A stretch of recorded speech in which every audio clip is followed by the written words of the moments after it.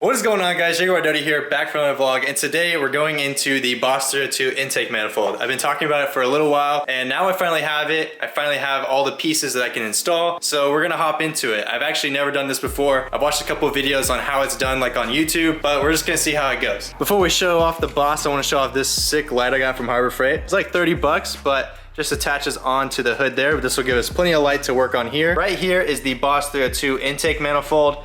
This has all the parts. This is used. It comes with the airaid cold air intake.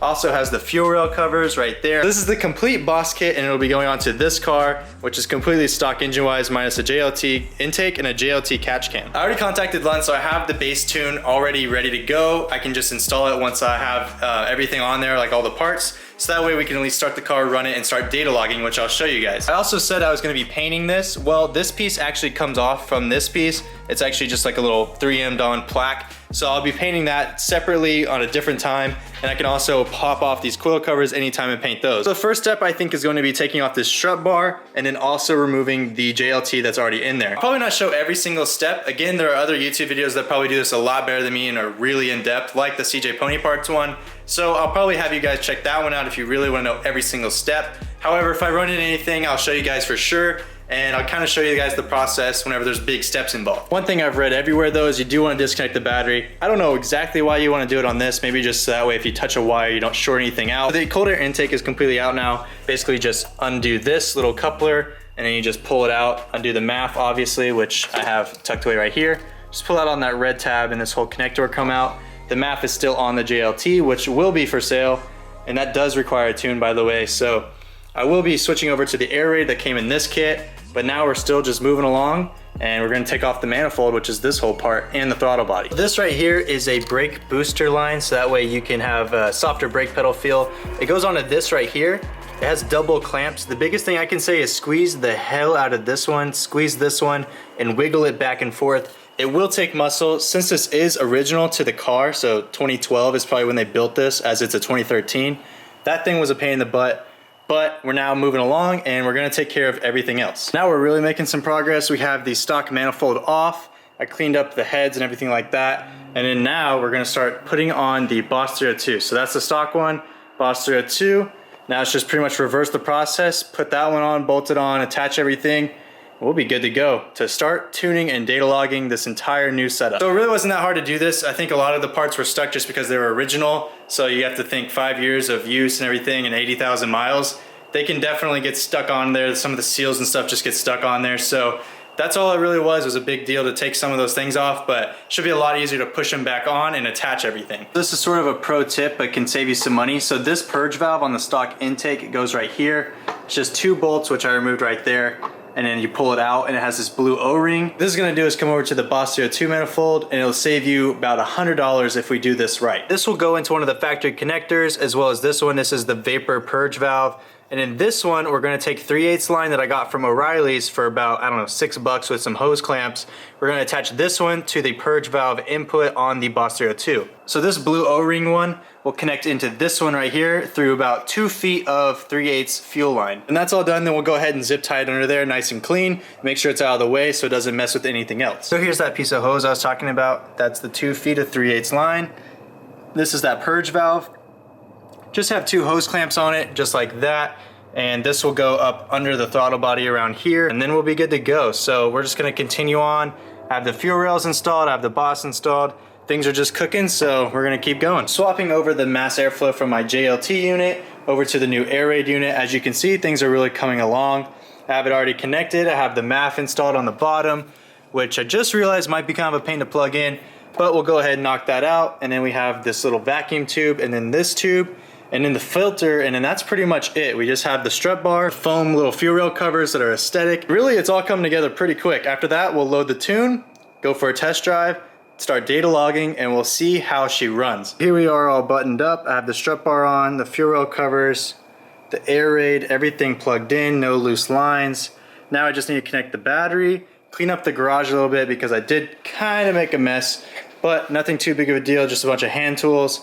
So we'll go ahead, clean up, then we'll upload the tune, and then we'll get our first start and see how it runs. Now we're inside. I have the ngauge. I pulled it out of the car. There's a little micro SD in here, and I have the adapter, which is right here. So this little adapter will plug into my laptop, which is a MacBook Pro, and I'll show you guys what you do to load onto the tune. Pull it on up. It says ngauge. Right there, we're gonna go custom files, and you'll see all of these. So these are the ones that I have on there. But what I'm gonna do is go into my email. Right here in my email, I have this from Dakota at Lund Racing. This actually came like within 24 hours for a revision, but he sent these two files. So these two, you just click download. They're downloading now. Right there and right there. So then when you go to downloads, you'll see these two files. This one's the cam, this one's the normal. I'm just gonna drag on the custom files for cam.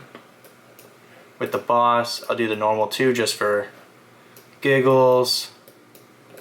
And then you just eject it right there. And you wanna go ahead and install it right back into there, which I gotta do with two hands, so give me a sec. Now that it's installed, the SD card with the tune is in there, let's go meet up in the car and I'll show you guys how to load it on, and then we'll do our first startup. This is what's gonna be on the screen as soon as you turn it on, so it'll be gauges, tuning, diagnostics. We're gonna go into tuning, load tune, and then you'll see right here, the Boss D2W or DZW, airaid cam V1, DA for Dakota. We're gonna go ahead and click yes, or that, flash it. Take 3 minutes, turn the key on, which is just turn it on, but don't put your foot on the clutch, it'll do that. Turn off the radio, because that sounds like butt. And then it'll initialize, and then you'll start to see progress. So now it's doing it, do not do anything, like don't unplug it, don't turn off the car, because you could brick your car. So you wanna make sure it's all good there. Now we'll just wait for that status to get all the way to the end. Everything's freaking out. Tune installed successfully. Turn the key off for 10 seconds and then start the vehicle. So we'll do check mark, turn the key off. So that was 10 seconds. Now we're gonna go ahead, clutch in, neutral. And there she goes. Nice and loud. So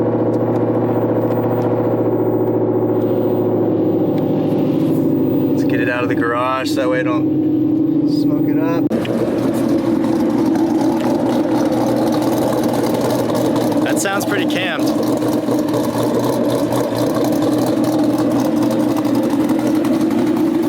That cam is sounding pretty sick, so now I think we're pretty warmed up.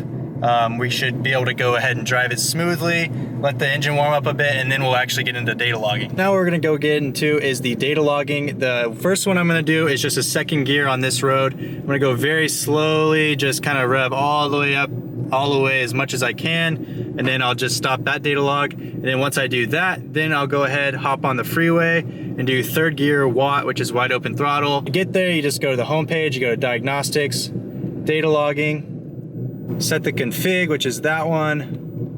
It'll connect to the car. So now it's data logging. You'll see a little red light. You'll see all these parameters happening, the RPMs, they're all being tracked. So now I'm just gonna go ahead, start driving, get in a second, and then just let it rev as much as I can. So I'll see if I have enough room on this road.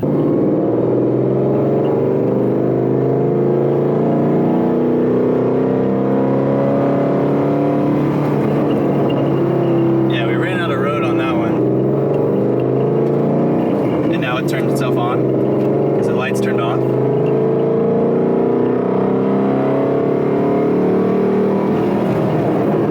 Not enough road.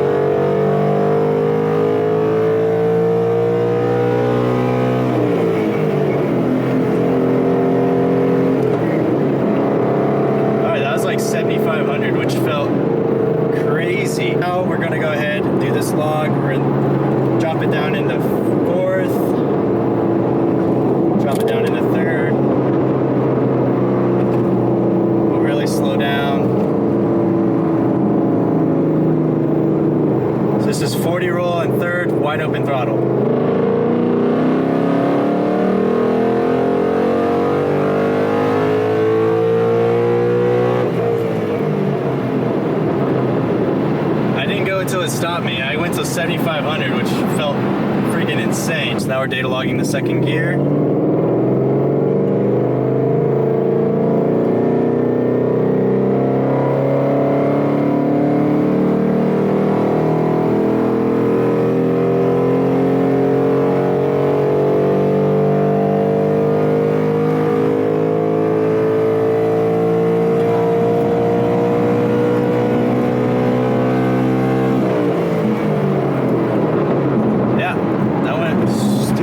The SD card back in the computer, you open up the file, you go to logs, and you'll see all of these, which are all of your logs. They're all the same date because those are the ones that came out today. So I just renamed them as things happened. So I had a second gear rev out, I had things that died, third gear wide open throttle, just driving around and stuff like that. So just be as descriptive as you can. Try to keep these organized. Whenever you're recording, you'll see the .csv file name. Like this will be like log 13 or something.